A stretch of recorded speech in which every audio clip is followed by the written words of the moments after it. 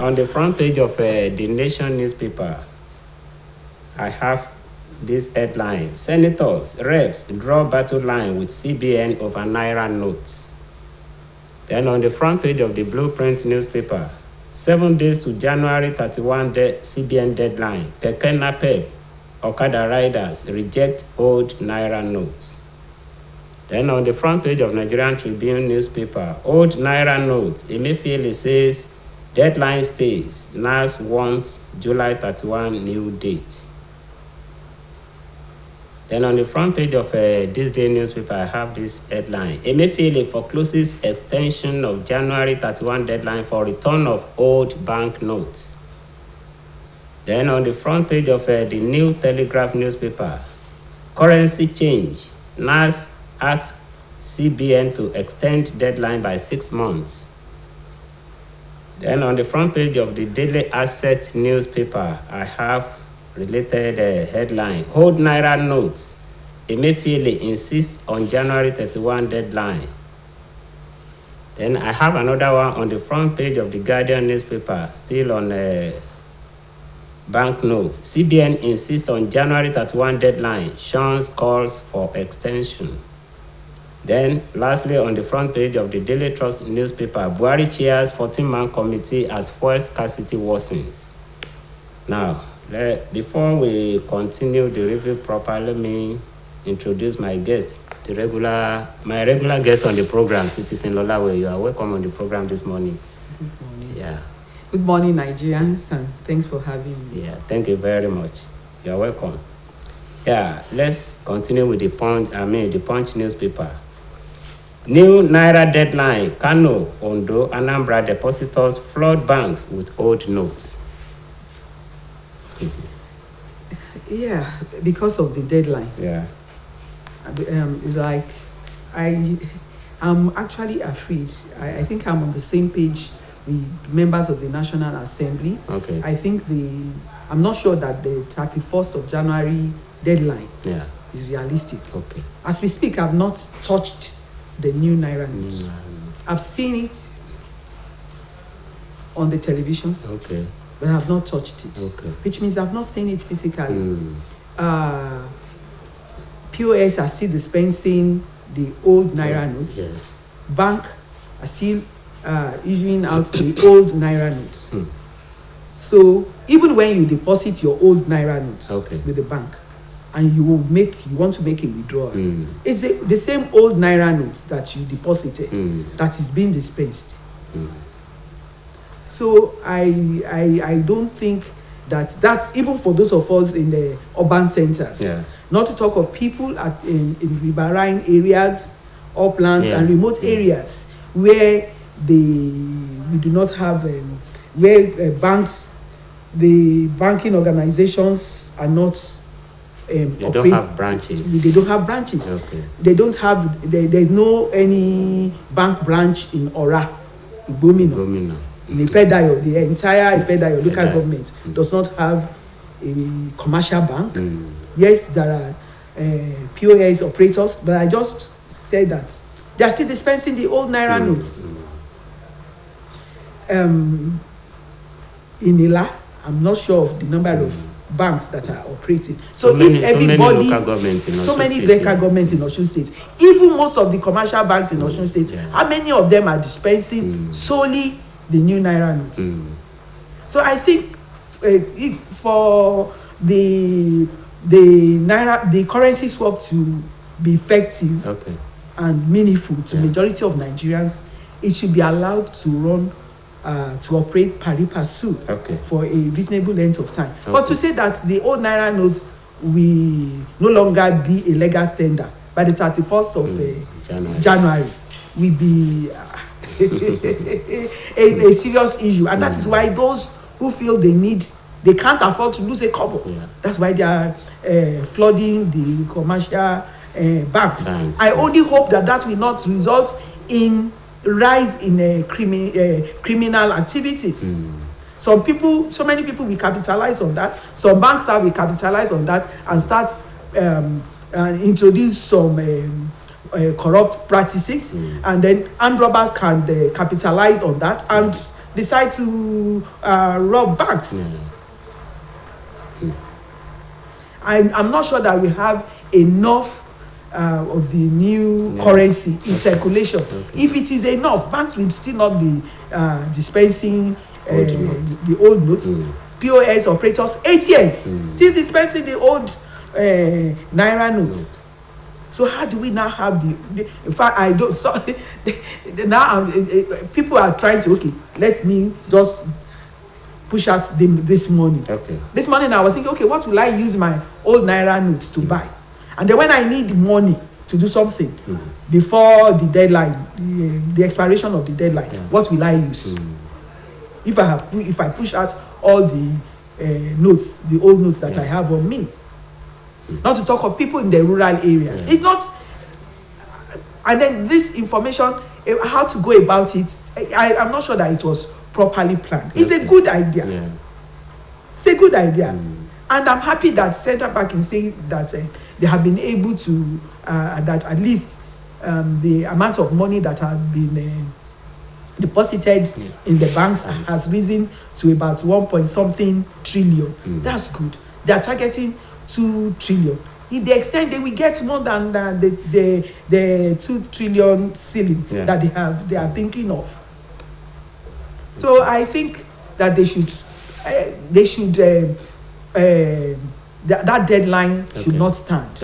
In the interest of ordinary Nigerians, especially those at the rural, in the rural areas. All right. Now, let's move to the nation newspapers now. Senators, reps draw battle line with CBN over naira notes. Will this not lead to crisis? It will not lead to crisis. Just between the National Assembly and the CBN. They are trying to get the governor of the central bank to shift his stand, shift the deadline from the 31st of January. I just told you that it is not realistic. Innocent people will be punished if that January 31st deadline stands. The people in the rural area, and that is where that is the seat of poverty. If their hard-earned money now becomes tissue paper by the 1st of February, then something terrible may happen. So, and that is what members of the National Assembly are trying to prevent. They are trying to prevent many Nigerians from being caught in the trap of the currency swap. They are also trying to prevent a situation where that may result into an uprising. When many people are caught in the web of the currency swap.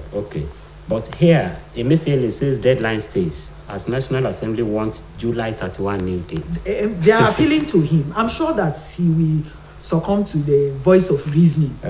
As many Nigerians, people in the rural, in the urban centers, even in Abuja, I'm not sure that many people have been able. People may say, "Oh no, the banking halls are not jam-packed." They must not be jam-packed. Because of the activities of criminals. We must be mindful of that. We are already experiencing a lot of insecurity situation. We must not do things that will compound it. Yes, the benefits of the currency swap are there, but we must give it a human face. That is what the members of the National Assembly are asking for, to give it a human face. Now, virtually almost all the papers carry stories on currency swap. But let me move to Daily Trust now for another story. Buhari chairs 14-man committee as fuel scarcity worsens. Well, it's good, but it's unfortunate that I think it's coming a little bit too late. This fuel scarcity has been with us for, I think, about 2 months now, if not more. So and then the government has always been telling us that it was the independent marketers that were holding needs and then this and that. And then I thought that, in fact, my thinking was that before Christmas, everything would have been sorted out. But unfortunately, we are still where we were before Christmas. So if the president is just setting up a committee that is chairing now, I think it's late. It's too late. It's too late. It's too late. Yeah. Although I'm still happy that at least something is still being done. But how quickly will action be taken? All right. Okay. Now, let's now move to the election-related stories, and I'm on Daily Sun newspapers now. Elections, 3.5 million students want to vote. That is quite unfortunate because they were at home when they registered for election. Yeah. Now the universities have opened. Yeah. They are back in school. Will they be given, with the universities be closed down? Yeah. And to enable them travel back home to exercise their civic role. And then I think it is unfortunate that they are being deprived of exercising their civic rights. Okay. It is their right to vote. They had, and then that is the population that really understand the issues at stake. Yeah. Yeah. They, I believe, understand why we need to elect credible and competent hands as leaders of our great country. Okay. So if they be disenfranchised, it is quite unfortunate. All right. I think they should think about how that can be remedied such that they are not disenfranchised. Okay. Thank you. Let's move to another related story. 1.5 million polling agents for elections, INEC. Yeah, because the number is not too high, judging by the number of polling units that we have. Okay. I just hope that enough they would have made, that adequate provision would have been made for their security, and that they have been properly trained, and not just their security, and that they will also be properly supervised. All right. To ensure that at the end of the day, the result of the election is credible. All right. Now, let me see another story on the Nation newspaper. Legislature, judiciary autonomy bills ready for Buhari's assent. Great. It is. I was also hoping that the bill for the autonomy of local governments will also have been made ready for Buhari's assent. Okay. But it is unfortunate that a number of states have refused, have rejected that bill. Okay. They do not want the local government to have financial autonomy. Okay. The local government is the closest to the people. Yeah. And then we are all aware of what has been happening. And that is why dividends of democracy has not truly trickled down to ordinary Nigerians. I think I'm glad that the judiciary, I only hope that it will make the judiciary to become really effective, and then not give and then it will not be it will not be a case of judgment for the highest bidder. Justice will be for the right people. I'm hoping so. And then the legislator also needs to be independent of any influence of the executive for them to operate effectively. So I think that is also a good one. It's a good one that the legislative and the legislature and the judiciary are going to be given autonomy. I pray that that the president assents to it as quickly as possible. Okay. Now, let's see another a related story. Constitutional review. Senate vows to governors on reversal of local government autonomy. I just said it's unfortunate. It's unfortunate, and they have their reasons. They want to control how local government spends the money, but it shouldn't be so. There are different arms of government. The local government should be allowed to operate independently for citizens to benefit from the to truly feel the dividends of democracy. Yeah. Because it's the local government that is close to the people. Yes. They are the ones that we know exactly what their people in their local government, the needs of their people are. Not the state government, who may just think that, yes, I think this is what is good for this local government.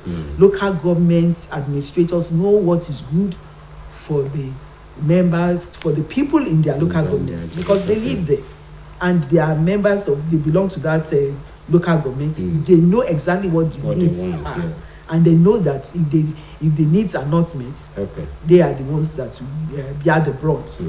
But presently, as it is, responsibility is being shifted here and there. Okay, now let's see another story here on the Nigerian Tribune newspaper. Buhari rides in Lagos train, inaugurates blue rail line, John Randu Center for Yoruba Culture. In fact, that is good news. It's music to my ears. I'm so glad that that happened yesterday, because it will resolve the traffic, help resolve the problem of traffic jam in Lagos, and then add beauty to Lagos and makes Lagos a truly mega city, and then grant it a new status in the world. And then the Randu Center for Yoruba Culture is also a good one, because I think we really need to work on promoting our culture. Those we assume are our cultural ambassadors are actually not our cultural ambassadors. You see most of our Yoruba movies, you see the actors and actresses dressed in foreign clothing. We have our own cultural attire. That is what one we expect to see them wear. When you watch Indian films, you rarely see them in foreign clothing. That will help create employment for Nigerians. If we're talking about solving unemployment issue in Nigeria, we should look at how to promote our culture, how to sell our culture to the world. And our culture is very rich. Our language, very rich. If care is not taken, in few years' time, you will not find children who can speak Yoruba fluently. Everybody wants to become a European. Everybody wants to speak the Queen's English. It's good, but you must not lose. You must not lose touch with your culture. When that happens, then there's real trouble for us. There's real trouble ahead for us as a people. Our food. These are things that I expect to see being part of our culture, that I expect being sold to the world when you watch the Yoruba movies. But these are absent. They are dressed in foreign clothing. And the Yoruba is not the kind of Yoruba you want to hear. You do not hear them using proverbs and so on. All is about humor. And then what lessons, what our history is also not being told. Rather, foreign films and movies are being translated into Yoruba and produced as Yoruba movies. Movies that we address societal issues based on our social values are the things that I would expect to see. So it's a good thing that the cultural center has come to be and was one of the places that the president was at yesterday in Lagos State. I pray that that place will affect us positively as quickly as possible. All right. Now, let's see this story on the Daily Sun newspaper. Ooni of Ife demands end to human trafficking, seeks stiffer punishment for culprits. Yes, the problem is not about sanctions. Yes, there are sanctions. The issue is, are the sanctions actually being properly implemented? when people are trafficked, when these traffickers are caught, are they made to receive stiff punishment for the offenses committed? I don't think so. I had an experience recently, and I felt really pained with the outcome of that issue. It's, in fact, I can't call it a slap on the wrist. It was like, go and sin no more.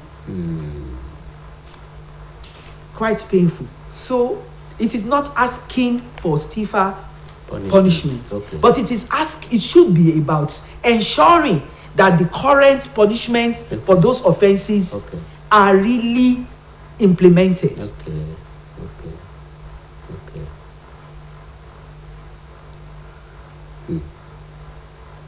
Because it doesn't make sense when you have laws here and there. We have enough of laws.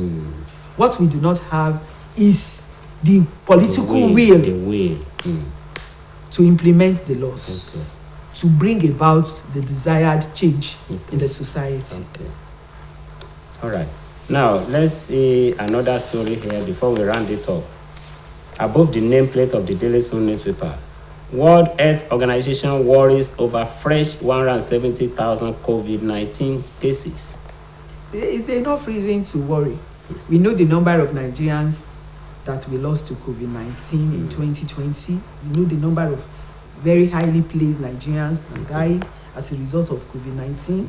Those that have died can no longer contribute to the development of the nation.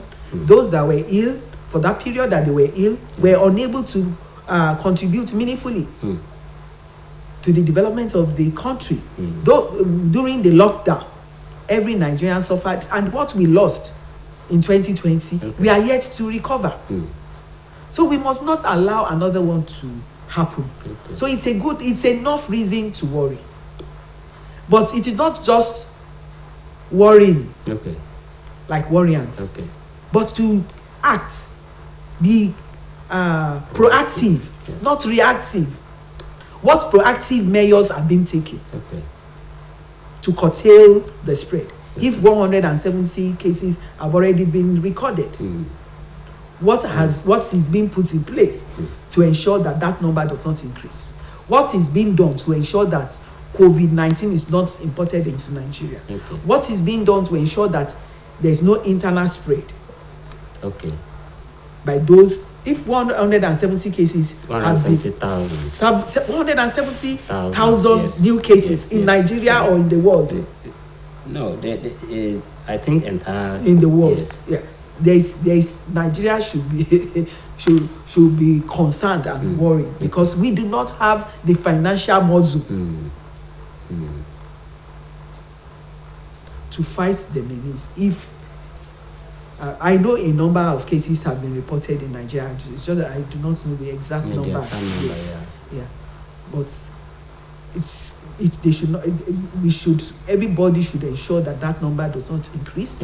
We should continue to use our face mask. We should continue to wash our hands. And we should continue to maintain reasonable the recommended social distance. And then population in our classes and in our public places should also be controlled. And that is why I will not solicit for our banking halls being bombarded by people who want to change their old Naira notes for new ones. And that is another reason why the deadline should be shifted, so that we do not have an overcrowded banking hall, that we encourage the spread of COVID-19. We do not have the financial power to tackle it if it should happen. Especially when we used to borrow to finance all that. And then with the increase in the interest rates, the cost of borrowing has gone up. It will affect so many small business owners because it means that the money that they have borrowed, so many people will not be able to borrow any new money. And without injecting investment into business, how will the business grow? All right. Thank you, Citizen Olawe, for coming on the program. Our time is fast spent and we have to round it up now. Thank you for coming. Thank you for having me. Yeah. It's grateful. All right. Viewers at home, this is where we're going to end it up for today. Tomorrow is another day when you meet another of my colleagues on the newspapers today. My name is Kayode Adebayo. Bye-bye.